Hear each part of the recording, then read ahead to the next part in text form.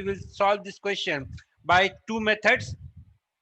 Pehla method will be the objective approach. Now please don't type anything for next 5 minutes.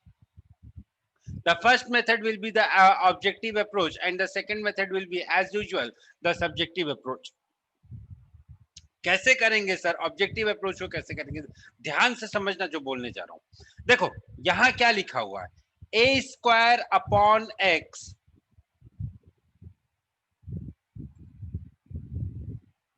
Disturbance होगा तो होगा, but the hardware I will change very soon. I will change. Here it is written a square upon x. Here it is written b square upon y. और दोनों के बीच में minus का sign है. And the result is 0. बेटा एक बात याद रखो, कॉमन सेंस की बात करता हूं मैं, सिर्फ और सिर्फ कॉमन सेंस की.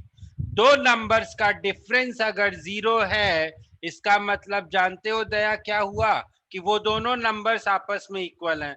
पहली चीज, तभी उन दोनों का डिफरेंस 0 हो सकता है. ठीक है. अब यहाँ पे ऊपर में ए स्क्वायर है. अब देखो ध्यान से, ये ए स्क्वायर अपॉन एक्स है और ये बी स्क्वायर अपॉन वाई है. ठीक है. तो बेटा अब इसकी वैल्यू कुछ इक्वल आ जाए किसी नंबर के, 1/2, 1/3, 1/5, कुछ भी आ जाए, और इसकी वैल्यू भी उतनी ही हो जाए, then I can say that my question is over. Then I can say my question is over. So what I will do here is, मैं इसकी वैल्यू को से I will take its value equal to 1.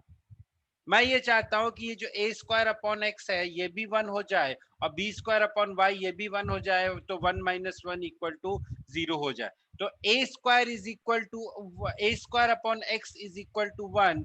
That will give me sir x is equal to a square and y will be equal to b square. ठीक है sir, ये एक value है. अब जैसा कि मैंने आपको पिछली क्लास में भी कहा था, दो वेरिएबल का क्वेश्चन है, आप एक इक्वेशन से उसका सॉल्यूशन कभी जिंदगी में निकाल ही नहीं सकते हो.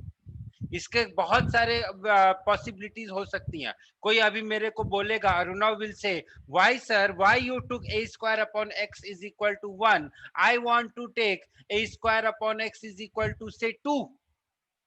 सर मैं इसकी वैल्यू 2 ले लूं तो, और इसकी भी वैल्यू 2 ले लूं तो, then won't I get the answer as 0? तब भी तो मेरे को 0 ही मिल रहा है. Then again somebody else will say, no sir, I want to take it as 1/2. Then what difference will it make? So here, from here you can't say that this will be the answer. For that you have to go to the other equation also. आप दूसरे equation के पास आए, आपने x की जगह a square रखा, आपने y की जगह b स्क्वायर रखा. So then you find that a plus b is equal to a plus b. So now both the equations are satisfied. That is why x equal to a square and y equal to b square will be the correct answer of this question. That is why x equal to a square and y equal to b square will be the correct answer of this question. This was the objective approach. I hope objective approach समझ में आ गया होगा. Now we will jump to the subjective approach of this question. अब देखो sir, subjective approach में कैसे करेंगे. a square upon x है, b स्क्वायर अपॉन y है, नीचे भी अपॉन x है और अपॉन y है. हमने अभी तक जो भी मेथड्स पढ़े हैं, 1/x जहां पे भी आया था, हमने क्या किया था, let 1/x is equal to u and 1/y is equal to v. इस चीज को कर रहे हो, बाद में ध्यान रखना कि आपको u और v की वैल्यू नहीं निकालनी है, आपको x और y की वैल्यू निकालनी है. 100 में से 10 बच्चे पक्का एक u और v की वैल्यू निकाल के आ जाते हैं, और उसके बाद फिर रोने लगते हैं कि अरे ये क्या हो गया, मैंने तो गलत कर दिया. So according to the question, a square u minus b square v will be equal to 0. a square b multiplied by u plus b square a multiplied by v will be also equal to 0. अब क्या करेंगे अपन, solve करना है sir. कैसे करें, काम करो, first वाली इक्वेशन को a से मल्टीप्लाई करके दोनों इक्वेशंस को ऐड कर दो. So what you will get, this is not equal to 0, this is equal to a plus b. So what you are going to get here, a cube plus a square b multiplied by u is equal to a plus b. अब क्या करें sir, इन दोनों में से मैं a square common निकाल सकता हूँ, ऑब्वियस सी बात है.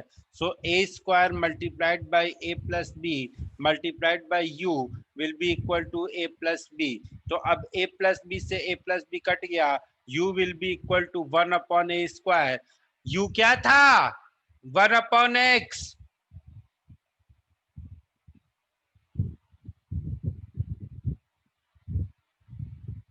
x is equal to a square आ गया, x equal to a square put कर दीजिए sir, you will get y is equal to b square. So this is how you are required to solve this. This is how you are required to solve